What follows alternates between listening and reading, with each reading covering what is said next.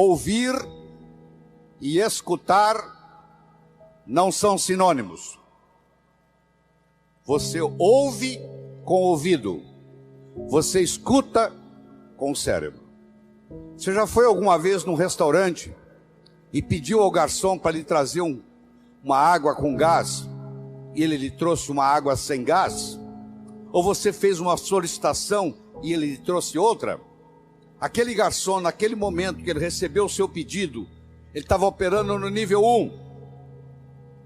No nível 1 ninguém é promovido. No nível 1 você não conquista as pessoas. No nível 1 você não vai para frente na vida. Não interessa a nota que você tirou na escola, isso não faz diferença, porque a escola lhe passa informação.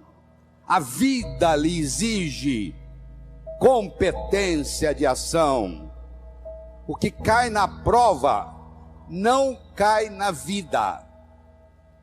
Se você observar na sua cidade, você vai encontrar indivíduos que eram CDFs, que eram estudantes brilhantes, e hoje são pessoas que estão perdidas na vida.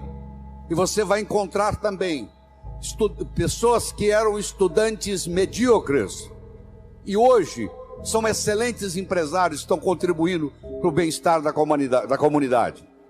Por que isso?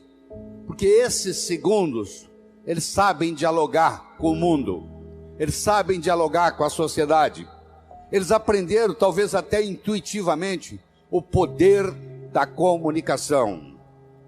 Então, se você me permite, eu vou começar a trabalhar nesse modelo do nível 1, boca-ouvido, nível 2, cérebro-cérebro, nível 3, coração-coração. Quando você está operando no diálogo no nível 1, não acontece nada. É o pai que está dando um sermão para o filho. E entra num ouvido e sai no outro. E o pai não percebe que ele vem falando isso há 5 anos e não funcionou nada. Pelo contrário, o filho até ficou rebelde de escutar o pai falar aquilo. E o pai não se dá conta que aquilo não é diálogo, que é um monólogo que ele está falando para o vento, porque está entrando no ouvido e saindo no outro. Eu só posso me comunicar com vocês se nós fizermos uma conversa que interesse vocês. Não tem outro jeito.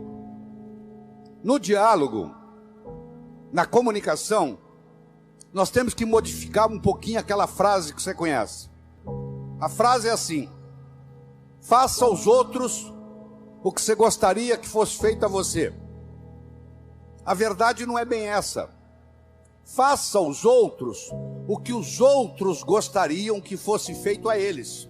Se eu convidar você para jantar na minha casa em São Paulo, eu não vou lhe servir o meu prato favorito. Pode ser que você nem coma. Eu vou perguntar o que você gosta. Se eu quero agradar alguém num processo de diálogo, eu tenho que ver o que a outra pessoa quer ouvir. Eu vou começar por ali, e não o que eu quero passar. Quero que você entenda isso. Faça aos outros o que os outros gostariam que fosse feito a eles. Eu quero mostrar o meu ponto de vista para você, mas eu não me preocupo como que você vai receber esse ponto de vista. Aí sabe o que acontece? A natureza colocou um ouvido no mesmo nível do outro. Entra num ouvido e sai no outro.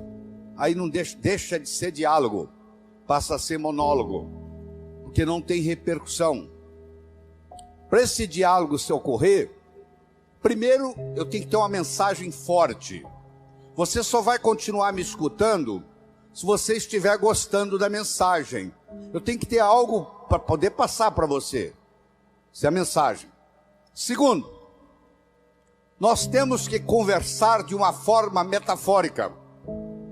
Quando eu lhe conto uma história, você não pode dizer que você não concorda com ela. Eu estou lhe contando uma história, e dentro da história eu coloco a ideia que eu quero passar para você.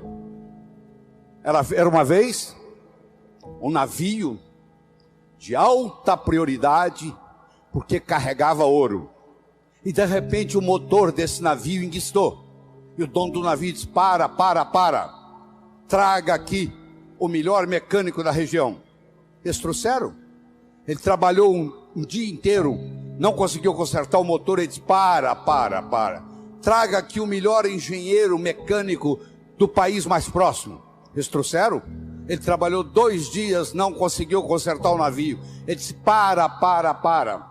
Traga aqui de onde estiver, de helicóptero, quem montou essa máquina desse navio. E eles procuraram. Encontraram e trouxeram ele e um assistente. E eles desceram no navio de helicóptero. Foram até a casa de máquinas. Escutaram o barulho da tubulação. Tocaram nos tubos.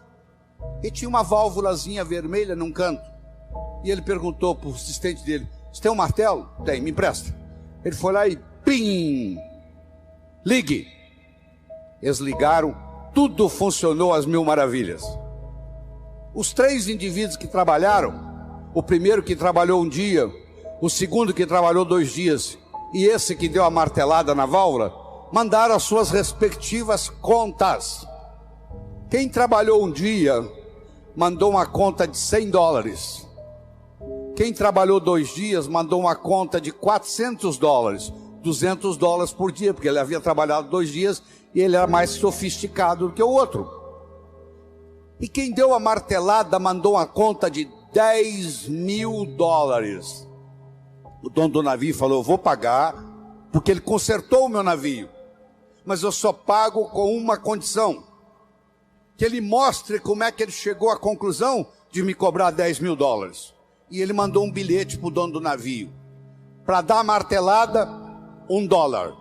Para saber onde bater com o martelo, 9.999. Olha que interessante. Você imagine que nós estamos almoçando e eu conto essa história para você.